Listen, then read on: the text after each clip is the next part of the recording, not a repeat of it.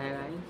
तो मेरा जो है क्लास 12th के अंदर जो अकाउंटेंसी का सब्जेक्ट होता है उसमें इंटरनल असेसमेंट में तो 20 में से 20 मार्क्स मिले थे। और वो हमारे टाइम पर बोर्ड जो एग्ज़ाम है वो 2 बार हुआ था, टर्म 1 एंड टर्म 2। टर्म 1 जो है वो 40 मार्क्स का था, टर्म 2 भी 40 मार्क्स का। तो 20 मार्क्स इंटरनल के और टर्म 1 के 40 मार्क्स और टर्म 2 के 40 मार्क्स, तो तीनों को मिला के 100 मार्क्स का ऐसे बनता है। तो इसमें मेरे को इंटरनल असेसमेंट में तो 20 में से 20 मिल गए थे और टर्म 1 के अंदर 33 मिले थे 40 में से, और टर्म 2 के अंदर 39 मार्क्स मिले थे 40 में से, यानी कि 39/40। तो और ओवरऑल कहा जाए तो मिला के 100 में से 92% हो रहा है मार्क्स। तो आपको मिनिमम 92% मार्क्स चाहिए या इवन मोर देन दिस। तो इसके लिए जो मैंने तरीका करा था वो मैं बता दे रहा हूँ कि मैंने क्या क्या चीज़ें पढ़ी थी, किस तरीके से ऑल डेट। तो मेन जो बुक होता है उसमें मैंने जो रेफ़र करा था वह है NCERT की बुक, और एक और जो रेफरेंस बुक होती है उसमें मैंने 12th के अंदर तो 12th क्लास जो होती है उसमें मैंने DK गोयल पढ़ा था, लेकिन क्लास 11th में मैंने TS ग्रेवाल पढ़ा था। और मेरे जो स्कूल में टीचर जिस बुक से पढ़ा रहे थे वो भी TS ग्रेवाल था, और स्कूल के अंदर कुछ स्टूडेंट ने TS ग्रेवाल फॉलो करा था, कुछ स्टूडेंट ने DK गोयल। तो इसमें कंफ्यूज मत होना कि DK गोयल पढ़े या TS ग्रेवाल पढ़ा जाए, दोनों एक ही जैसी बुक है, क्योंकि मैंने भी दोनों बुक ही पढ़ रखी है। 11th क्लास में TS ग्रेवाल, क्लास 12th में DK गोयल।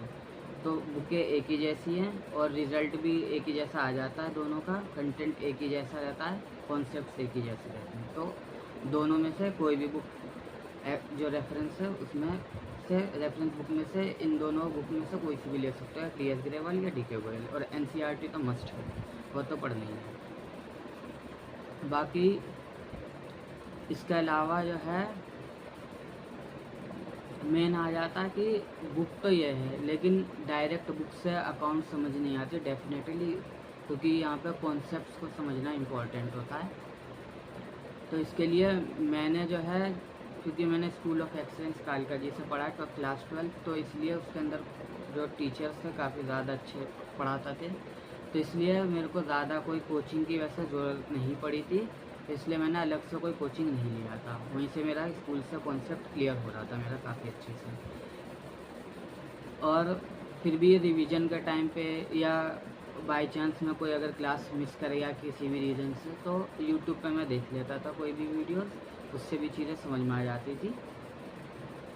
बाकी ये भी है कि एक मेरा फ्रेंड था मेरे क्लास का, वो भी कहीं पास में कोचिंग पढ़ रहा था, तो उसने भी अपने कोचिंग के टीचर की बहुत ज़्यादा तारीफ़ करी थी। तो वहाँ मैं बस हार्डली 2 मंथ गया था बस शुरू में, टर्म 1 का जब एग्ज़ाम था उससे पहले, टर्म 1 एग्ज़ाम के लिए। तो हार्डली 2 मंथ बस वहाँ पे पढ़ा था मैंने, लेकिन मैंने देखा कि उससे कई गुना ज़्यादा बेटर जो है स्कूल के जो टीचर्स हैं मेरे वो पढ़ा रहे हैं, तो इसलिए फिर मैंने कोचिंग को छोड़ दिया था। और इसीलिए ये देख भी पा रहे आप, टर्म 1 के अंदर मेरे कमी मार्क्स थे 33/40 मार्क्स, जबकि टर्म 2 के अंदर मैंने कोई भी कोचिंग नहीं करी, सिर्फ और सिर्फ स्कूल के टीचर जो पढ़ा रहे सिर्फ और सिर्फ उस पर फोकस करा, और सिर्फ ये जो 2 बुक हैं NCERT और DK गोयल, बस यही 3 सोर्स मैंने रखे, एक स्कूल के टीचर्स और 2 ये बुकें, जो कि एक NCERT और TS ग्रेवाल नहीं, DK गोयल। TS ग्रेवाल तो क्लास 11 में कर था। तो बस सिर्फ इतना ही मैंने सोर्स रेफ़र करा, और मेरे टर्म 2 में 39/40 मार्क्स आ गए, तो जो कि डेफिनेटली काफ़ी अच्छा था। बस बाकी वही है कि मेन ये है कि जो एग्ज़ाम होते हैं हमारे मेन बोर्ड के एग्ज़ाम्स, उससे मिनिमम कोशिश करा करो, ख़ासतौर से अकाउंटेंसी का जो सब्जेक्ट है वो पूरा सिलेबस मिनिमम 1.5 महीना पहले हो जाना चाहिए, सो डैट वो 1.5 मंथ का जो टाइम रहता है उसके अंदर अच्छे से रिवीजन हो सके पूरा, और क्वेश्चंस की और भी ज़्यादा प्रैक्टिस करा जाए, सो डैट एग्ज़ाम में, क्योंकि अकाउंटेंसी का पेपर लेंदी आता है, तो इसलिए प्रैक्टिस बहुत ज़्यादा ज़रूरी होता है, रिटन प्रैक्टिस भी और रिवीजन भी बहुत ज़रूरी होता है, सो डैट ईज़िली और बहुत ज़्यादा क्विकली आप एग्ज़ाम में रिकॉल कर पाओ। बस यही है। Thank you.